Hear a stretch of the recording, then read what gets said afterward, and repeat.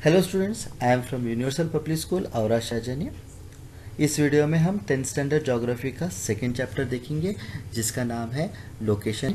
तो हम लोग चैप्टर शुरू करेंगे जिसका नाम है लोकेशन और एक्सटेंट। और यहाँ पे दो फ्लैग्स दिए गए हैं और उन फ्लैग को देख के हमको उन कंट्रीज़ का नाम आइडेंटिफाई करना है जिन कंट्रीज़ के ये दो फ्लैग्स हैं। उसी के साथ हमें कुछ हिंट्स दिए गए। तो चले फर्स्ट हिंट देखेंगे हम लोग फर्स्ट कंट्री का। The second largest populated country in the world, दुनिया में नंबर 2 का पॉपुलेशन वाला कंट्री। फर्स्ट पॉपुलेटेड कंट्री है चाइना जिसकी पॉपुलेशन है 143 करोड़, और सेकेंड कंट्री है इंडिया जिसकी पॉपुलेशन है 138 करोड़। तो यहाँ पे इंडिया का चांसेस हो गया। Second, famous for spices in the world, मसालों के लिए पूरे दुनिया में प्रसिद्ध है। भारत और इजिप्ट के मसाले दुनिया में सर्वश्रेष्ठ मसाले माने जाते हैं। भारत को लैंड ऑफ स्पाइसेस भी कहा जाता है। भारत की स्पाइसेस जो है खुशबू और टेस्ट के लिए जाने जाते हैं। आईएसओ ने 109 मसालों की लिस्ट बनाई है, उसमें से 75 मसाले भारत में उगते हैं। भारत दुनिया में मसालों का लार्जेस्ट प्रोड्यूसर, कंज्यूमर और एक्सपोर्टर है। दुनिया का स्पाइसेस में जितना बिजनेस होता है उसका 50% हिस्सा भारत का होता है। ओके, और हम लोग अब थर्ड हिंट देखेंगे। Cricket is popular sports here, यहाँ पे क्रिकेट है सबसे पॉपुलर गेम है। क्रिकेट के बारे में तो सब लोग जानते हैं। और यहाँ पे है सचिन तेंदुलकर जी का फ़ोटो जो 2011 में भारत ने वर्ल्ड कप जीतने के बाद अदर्स प्लेयर्स ने सचिन तेंदुलकर को ऐसा लेके घुमाया, पूरा ग्राउंड पे घुमाया था। भारत ने 50-50 के 2 वर्ल्ड कप, T20 का 1 वर्ल्ड कप जीता है और आज भारत वर्ल्ड रैंकिंग में नंबर 1 पे है। और इससे हमें पता चला ये अपना भारत देश है। अब हम सेकेंड कंट्रीज की तरफ देखेंगे। तो उसका first hint, famous for Samba dance. Samba dance, Samba dance ये जो है ओल्ड ब्राज़ीलियन डांस है। ये इस डांस का ओरिजिन है अफ्रीका। और कार्निवल का जो सेलिब्रेशन होता है या वहाँ पे स्ट्रीट डांस बोल के गए 100 साल से किया जाता है। और known as coffee pot of the world, गए 150 साल से ब्राज़ील है leading producer and exporter of coffee in the world. Brazil जो है सबसे ज़्यादा कॉफ़ी का उगाया जाता है और एक्सपोर्ट किया जाता है गए 150 साल से। And third, football is very popular sports here. Football जो है पॉपुलर स्पोर्ट्स है यहाँ पे। जैसा भारत में क्रिकेट है वहाँ पे पॉपुलर स्पोर्ट्स है। ब्राज़ील ये दुनिया में सबसे ज़्यादा वर्ल्ड कप जीता हुआ कंट्री है और इसने 5 बार वर्ल्ड कप फुटबॉल के मैचेस जीते हुए हैं। और ब्राज़ील ने सारे वर्ल्ड कप खेले हुए हैं। और यहाँ पे आपके सामने मिस्टर पेले जो ब्राज़ील के वर्ल्ड फेमस फुटबॉल प्लेयर हैं, इनको जो है फुटबॉल का जादूगर भी कहा जाता है। जैसे हमारे पास सचिन तेंदुलकर को क्रिकेट का बादशाह माना जाता है, वैसा पेले जी को फुटबॉल का जादूगर कहा जाता है। तो हम लोग ये दो कंट्रीज़ को पढ़ने से पहले हम लोग हेमिस्फेयर के बारे में जानेंगे। आपके सामने दुनिया का मैप है, वर्ल्ड मैप है, और उसके ऊपर कुछ इमेजिनरी लाइंस खींचे गए हैं, उसे हम लैटिट्यूड और लॉन्गिट्यूड कहते हैं। जो अर्थ को हम लोग अगर आधे हिस्से से कट किया हॉरिजॉन्टली, ये आपको जो लाइन दिख रही है ना, वैसा हम लोगों ने कट किया और ऊपर के साइड को हम लोगों ने नॉर्थ नाम दिया और नीचे के पार्ट को हम लोग साउथ पार्ट नाम दिया। और सेम उसी की तरह जैसे जहाँ पे 0 डिग्री दिख रहा है वहाँ से हम लोगों ने अर्थ को और एक बार डिवाइड कर दिया। हमारे राइट पोर्शन को हम लोग ईस्ट दे देंगे और लेफ्ट पोर्शन को हम लोग वेस्ट दे देंगे। तो यहाँ पे अर्थ के 4 हिस्से हो गए। तो पहले हिस्से को हम लोग क्या बोलेंगे, नॉर्थ ईस्ट हेमिस्फेयर। सेकेंड हिस्से को हम लोग कहेंगे नॉर्थ वेस्ट हेमिस्फेयर। थर्ड हिस्से को हम लोग बोलेंगे साउथ वेस्ट हेमिस्फेयर और फोर्थ हिस्से को हम लोग बोलेंगे साउथ ईस्ट हेमिस्फेयर। और अभी ये जो हम लोगों ने सेंटर से जो लाइन देखी है उनके बारे में जानेंगे।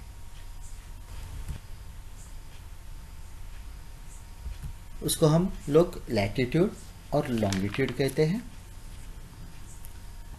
जो हॉरिजॉन्टल लाइन है उसे हम लोग लैटिट्यूड कहते हैं और जो सेंटर से जाता है उस लाइन को हम लोग इक्वेटर कहते हैं। 0 डिग्री पे रहे सो। सेम जो वर्टिकल लाइन है उसको हम लोग लॉन्गिट्यूड कहते हैं और सेंटर की जो लाइन है उसे हम लोग प्राइम मेरिडियन कहते हैं। और इसी लॉन्गिट्यूड और लैटिट्यूड से ही हम लोग किसी देश का लोकेशन जान पाएंगे। तो चालू करें। अब हम फर्स्ट कंट्री देखेंगे जिसका नाम है इंडिया। ये रहा इंडिया का map. Name of the country Republic of India, भारतीय गणतंत्र। Name of the capital new Delhi. Third Indira point, southern point is Indira point, ये जो कि अंडमान निकोबार में है। भारत का सदर्न पॉइंट इंदिरा पॉइंट है और भारत का मेनलैंड का सदर्न पॉइंट है कन्याकुमारी। मैं आगे आपको मेनलैंड और आइलैंड के बारे में बता दूंगा। ओके, अगर हम लोग इंडिया के एरिया निकालने की चाहे तो इंडिया का जो एरिया है first 2933 kilometres west to east है और नॉर्थ टू वेस्ट उसका 3214 किलोमीटर्स है। और इंडिया का जो है नॉर्थन पार्ट है कश्मीर, उसका जो है 37 डिग्रीज 6 मिनट्स नॉर्थ।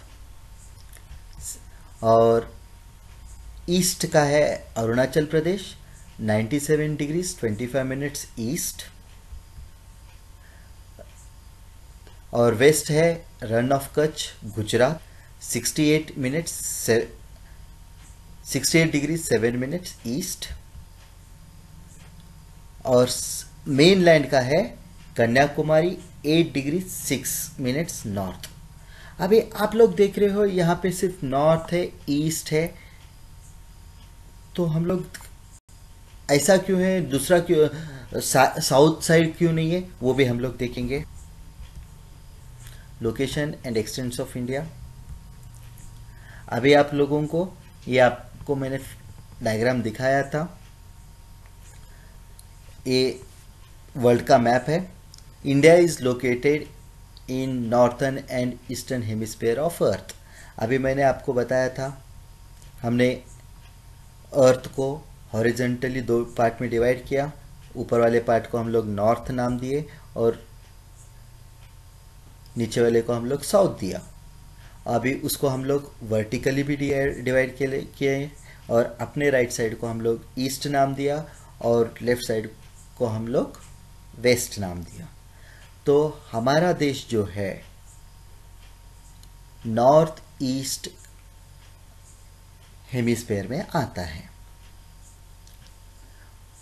और it is located southern part of Asia continent. ये रहा अपना एशिया, उसका सदर्न पार्ट में इंडिया लोकेटेड है।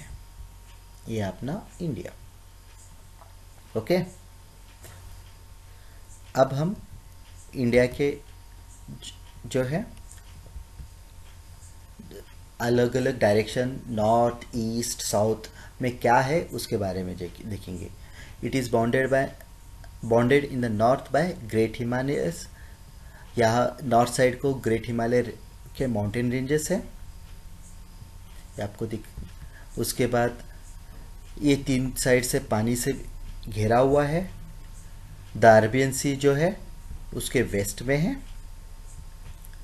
बे ऑफ बंगाल ईस्ट में है और इंडियन ओशन जो है साउथ में है। और इंडियन ओशन का जो नाम है भारत के नाम से ही वो आया हुआ है। ओके, अब इंडियाज और इट्स नेबरिंग कंट्रीज़ के बारे में ये देखेंगे। मीन्स भारत और भारत के नेबरिंग कंट्रीज़। ये रहा अपना इंडिया का map. India has several countries as her neighbours. Bharat का जो है अलग अलग नेबरिंग कंट्रीज़ है। और यहाँ पे हर क्यों बताया गया है, हिस क्यों नहीं बताया गया है? क्योंकि भारत को हम लोग माता कहते हैं। Okay, China Nepal Bhutan to her north. China Nepal और भूटान कहाँ पे है? नॉर्थ साइड में है। Bangladesh Myanmar lies to east side में बांग्लादेश म्यांमार है। पाकिस्तान अफगानिस्तान जो वेस्ट साइड में है। श्रीलंका मालदीव्स जो कि मालदीव्स लक्षद्वीप के पास है। एंड इंडोनेशिया जो अंडमान निकोबार आइलैंड्स के पास आता है। तो हम लोगों ने देखना है जैसे हमारे नेबर्स है वैसे ही इंडिया के भी कुछ नेबरिंग कंट्रीज़ है। China Nepal Bhutan north side में, बांग्लादेश म्यांमार ईस्ट साइड में, पाकिस्तान अफगानिस्तान वेस्ट साइड में, श्रीलंका मालदीव और इंडोनेशिया साउथ। ये आपको एक चार्ट दिया गया है, आपके टेक्स्ट बुक में एक बॉक्स दिया गया है, उसके अंदर आपको भरना है। नॉर्थ साइड में चाइना भूटान एंड नेपाल है और सेकंड सी और ओशन कोई है नहीं है, या वाटर बॉडीज़ है नहीं है। ईस्ट साइड में बांग्लादेश है म्यांमार है और वाटर बॉडीज़ पे बे ऑफ बंगाल है। और साउथ में श्रीलंका मालदीव्स इंडोनेशिया और वाटर बॉडीज़ में इंडियन ओशन। वेस्ट साइड में पाकिस्तान अफगानिस्तान और वाटर बॉडीज़ में। अब हम सेकेंड कंट्री के बारे में देखेंगे जिसका नाम है ब्राज़ील।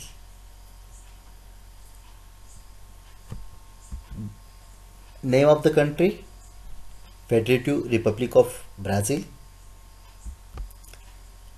Capital is Brasilia. ये रहा आपका ब्राज़ीलिया कैपिटल सिटी। सेम ये भी इंडिया की तरह तीनों से इंडिया की तरह 3 साइड से पानी से है, वो भी हम लोग देखेंगे। अब हम ब्राज़ील के लोकेशन एक्सटेंस और बाउंड्री के बारे में देखेंगे। ये रहा आपका वर्ल्ड मैप, उसके अंदर रेड कलर में दिखाया गया है ब्राज़ील।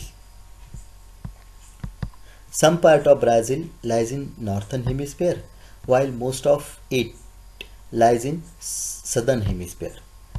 इसका कुछ हिस्सा नॉर्थर्न हेमिस्फीयर में आता है और कुछ बहुत सा हिस्सा जो है सदर्न हेमिस्फीयर में आता है। यहाँ पे अभी हम लोगों ने देखा था, एक हम लोगों ने लाइन खींचा है, उसका नाम है इक्वेटर। ऊपर का पार्ट है नॉर्थ, नीचे का पार्ट है साउथ। अभी आपको क्लियरली दिख रहा है कि most of the red part is lies in south part.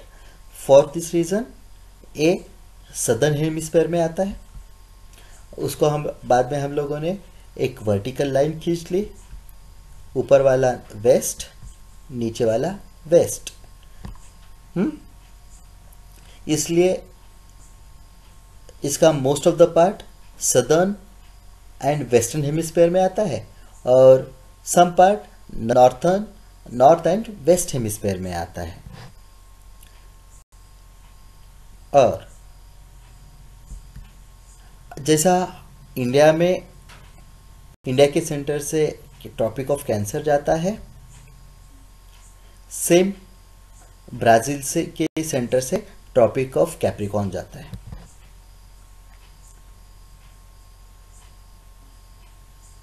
Okay, अभी हम लोग क्या करेंगे, ब्राज़ील के नेबरिंग कंट्रीज और वाटर बॉडीज के बारे में देखेंगे। नॉर्थ में है Venezuela, Guyana, Suriname, French Guiana. और वाटर बॉडीज में नॉर्थ अटलांटिक ओशन। ईस्ट में कोई कंट्री नहीं है, ओनली वाटर बॉडी है, साउथ अटलांटिक ओशन। और साउथ में है उराग्वे और वाटर बॉडीज है, साउथ अटलांटिक ओशन। वेस्ट में Argentina, Peru, Colombia, Bolivia, Paraguay है और सी वाटर बॉडीज कुछ भी नहीं। ओके, अब लोग देखेंगे हिस्टोरिकल बैकग्राउंड ऑफ इंडिया। उसके पहले हम लोग एक बात जानेंगे कि इंडिया का जो है सदर्न पार्ट जो है वो ट्रायंगुलर शेप है। और हम लोग उसे पेनिनसुला भी कहते हैं। ये आपके क्वेश्चन में है। भारत जो है ब्रिटिश के रूल में था नियर अबाउट 150 ईयर्स। भारत को इंडिपेंडेंट मिला 15 अगस्त 1947 में। आफ्टर इंडिपेंडेंस भारत ने बहुत सारे प्रॉब्लम फेस किए, जैसे युद्ध भारत ने पाकिस्तान के साथ किया, चाइना के साथ हुआ है। और उसके बाद बहुत सारे प्रॉब्लम्स लाइक दुष्काल है या अर्थक्वेक है, फ्लड है। और आज अभी हम लोग देख रहे हैं कोरोना का प्रॉब्लम जो हम लोग फेस कर रहे हैं। ये सब प्रॉब्लम भारत ने फेस किया है, तो भी दुनिया में आज भारत एक डेवलपिंग कंट्री बोल के उभरा देखा जाता है और भारत को एक ग्लोबल मार्केट समझा जाता है, क्योंकि ऑफ कोर्स यहाँ पे 138 करोड़ लोग रहते हैं। यहाँ की पॉपुलेशन सबसे सेकेंड है पॉपुलेटेड कंट्री है। उसकी वजह से यहाँ पे ग्लोबल मार्केट डेफिनेटली रहेगा, क्योंकि लोगों को यहाँ पे माल बेचना इजी हो जाता है। और यहाँ पे अलग अलग इकोनॉमिकल रिफॉर्म्स भी हो गए हैं, जैसे गवर्नमेंट के नए नए पॉलिसी लाए, उसकी वजह से बाहर की कंट्रीज़ भी भारत में इन्वेस्ट करना चालू किए हैं। उसकी वजह से यहाँ के लोगों को भी पैसा मिलेगा, लोगों को जॉब मिलेगा, इसलिए इंडिया की इकोनॉमी जो है बढ़ती जाती है। और भारत में सबसे इम्पोर्टेंट बात, यूथ पॉपुलेशन सबसे ज़्यादा है। इंडिया में नियर अबाउट 40% लोग जो है यूथ कैटेगरी में आते हैं, इसलिए भारत को एक यंग कंट्री बोल के देखा जाता है। अब हम ब्राज़ील के हिस्टोरिकल बैकग्राउंड के बारे में देखेंगे। जैसा भारत के ऊपर अंग्रेज़ों ने 150 साल तक राज्य किया था, उसी तरह पोर्तुगीज़ ने ब्राज़ील के ऊपर नियर अबाउट 300 ईयर्स तक राज्य किया है। और उसके बाद ब्राज़ील को 1822 में इंडिपेंडेंट मिला। जैसा भारत को 1947 में मिला, ऐसा ब्राज़ील को 1822 में मिला। बट 1822 से 1930 तक ब्राज़ील के अंदर इंटरनल पॉलिटिकल प्रॉब्लम होने की वजह से, सत्ता संघर्ष की वजह से वहाँ पे बहुत सारा नुकसान हुआ। और 1930 में टू 1985 तक वहाँ पे मिलिट्री गवर्नमेंट की शासन रही। और उसके दरम्यान ब्राज़ील ने बहुत सारे इकोनॉमिकल प्रॉब्लम्स उन्होंने झेले हैं, जैसे भारत ने भी प्रॉब्लम भी झेले हुए हैं। और जैसा अभी आपको सामने एक मैप दिख रहा है, 1984 में उनका जो है महंगाई का दर था 192%, और नियर अबाउट 90s में वो चला गया 2947%, बहुत ज़्यादा। अभी उसके बाद जब भी 2000 के करीब आया, तभी उनका जो है महंगाई के दर कम होते हुए अभी उनका फ्लैट आ रहा है, हलो कम भी हो रहा है। नियर अबाउट 2020 में उनका 3.7% उनका जो है महंगाई का दर है। अभी जैसा आपने चार्ट में देखा, उसके हिसाब से वहाँ पे भी अभी इकोनॉमिकल ग्रोथ होते जा रहा है। जैसा हमने पीछे देखा था कि ब्राज़ील जो है कॉफ़ी का एक्सपोर्टर है गए 150 साल से, और अभी वहाँ पे एक बड़ा ग्लोबल मार्केट भी बन सकता है। यहाँ और यहाँ पे हुआ आपका चैप्टर फिनिश, और इसके साथ आपको कुछ क्वेश्चंस दिए हैं, like make your map friend, आपके मैप को फ्रेंड बनाना है। और ये चैप्टर के अंदर आपको मैप के ऊपर सबसे ज़्यादा क्वेश्चन पूछे जाते हैं। फर्स्ट है name all continents and ocean in the world, दुनिया के सब कॉन्टिनेंट्स और ओशन के बारे में लिखा है। और फर्स्ट है Asia, Africa, Europe, north America, Australia और एंटार्क्टिक, ऐसे 7 कॉन्टिनेंट्स। उसके बाद ओशंस है Indian oceans, Pacific ocean, north Atlantic ocean, south Atlantic ocean, और 5वां है southern ocean. Colour Brazil and India using different colours and name them, आप वहाँ पे इंडिया और ब्राज़ील को अलग अलग कलर से दिखा दो आपके बुक में। Draw equator on the map, right it's value in degree. Equator जो अर्थ के सेंटर से हॉरिजॉन्टल लाइन जाता है उसको हम लोग इक्वेटर कहते हैं, और उसका वैल्यू रहता है 0 degree. Show the symbol for direction, हर एक इसके अंदर हम लोग डायरेक्शन दिखाते हैं। ये रहा डायरेक्शन। यहाँ पे आपका फर्स्ट चैप्टर खत्म हुआ। Thank you.